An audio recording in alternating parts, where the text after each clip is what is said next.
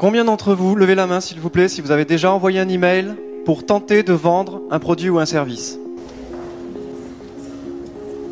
Gardez la main levée si à chaque fois que vous avez fait cette démarche, vous étiez certain que vos emails arrivent en boîte de réception.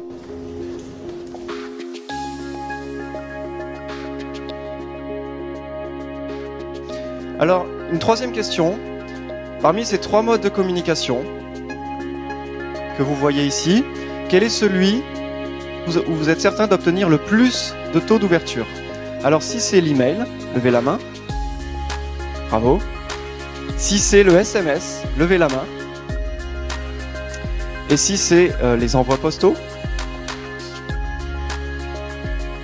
Les SMS, effectivement, remportent avec 98% d'ouverture, donc en 2011. 70% d'ouverture pour les envois postaux. Et vous voyez, 18% d'ouverture, c'est la moyenne nationale, donc, pour l'email.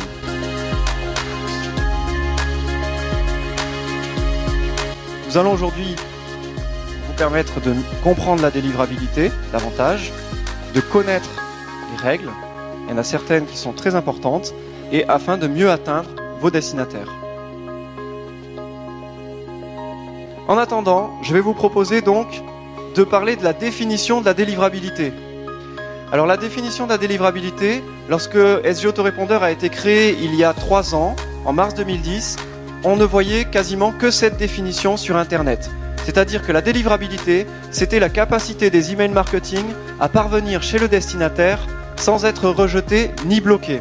Qu'est-ce que ça veut dire? Ça veut dire que ça peut arriver en boîte spam, eh bien vous aviez une bonne délivrabilité. Les prestataires d'emailing vous annonçaient comme ça 98% de délivrabilité parce qu'ils considéraient cette définition-là. Malheureusement, ce n'est pas la vôtre, je pense. C'est pas celle qui vous intéresse. Et c'est pour ça qu'aujourd'hui, quand j'ai fait une recherche, voici la définition qu'on trouve plus précisément. Alors, c'est pas un mot qui existe encore dans le dictionnaire, mais il y a des lexico-marketing qui se chargent de donner une définition sur ce terme. Alors aujourd'hui, ce qu'on trouve très souvent sur Internet, c'est que la délivrabilité, c'est la capacité des emails marketing à parvenir dans de bonnes conditions dans la boîte de réception des messageries des destinataires.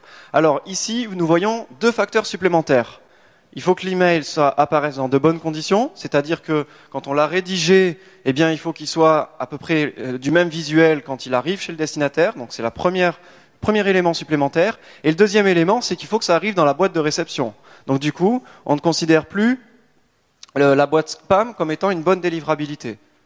Et avant d'arriver à la 3e définition, qui va être celle qui vous intéresse le plus, eh bien, nous allons maintenant démarrer une expérience. Je dois avoir normalement 5 personnes qui doivent lever la main parce qu'ils n'ont pas de papier dans les mains. Alors maintenant, à qui appartient le site?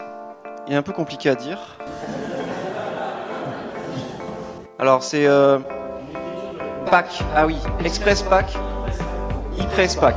Donc, levez la main s'il vous plaît, c'est à vous le site internet. Je crois que vous avez un problème de délivrabilité. Parce que le papier il est dans mes mains, il a été filtré, c'est pas bon. Alors c'est pas grave, si vous proposez un produit qui coûte 17 € par exemple, c'est un livret PDF ou un MP3, l'enjeu n'est pas le même, mais si là on va dire que vous avez un produit à 2000 € et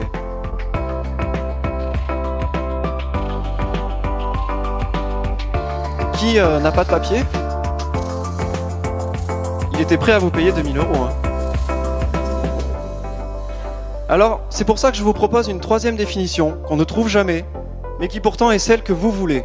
C'est que la délivrabilité, c'est la capacité des emails marketing à être livrés intacts dans l'onglet principal de la boîte de réception des destinataires et qu'ils réagissent.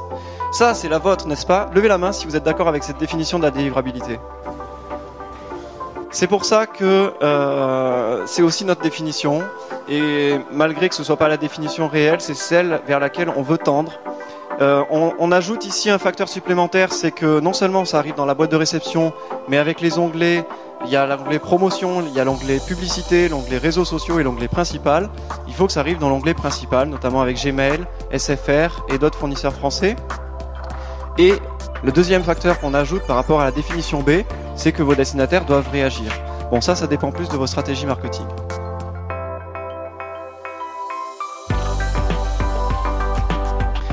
Donc, vous voyez, là on a vu déjà 2 éléments, 2-3 éléments.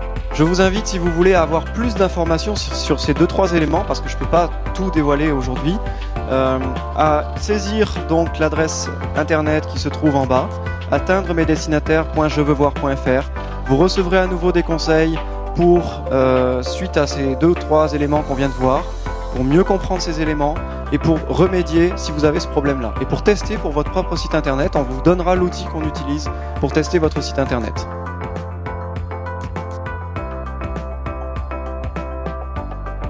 On va revenir un peu maintenant sur des bases au niveau de la délivrabilité. On a terminé avec l'anonymisation, les DNS, c'est bon. Le taux de plainte ne doit pas dépasser 1 pour 1000, selon les recommandations de Return Pass. Et pour les recommandations aussi, il y a aussi des recommandations précises au niveau de Hotmail qui dit 3 pour 1000. Nous avons fait des tests et j'avais simplement supprimé les 5 derniers emails de cette personne-là, de cet expéditeur, sans les ouvrir, je les ai supprimés.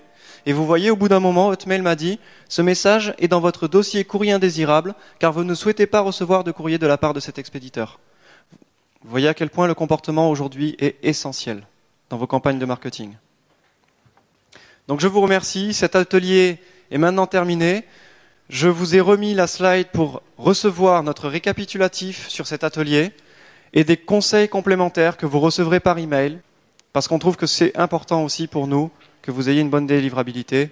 Je vous remercie.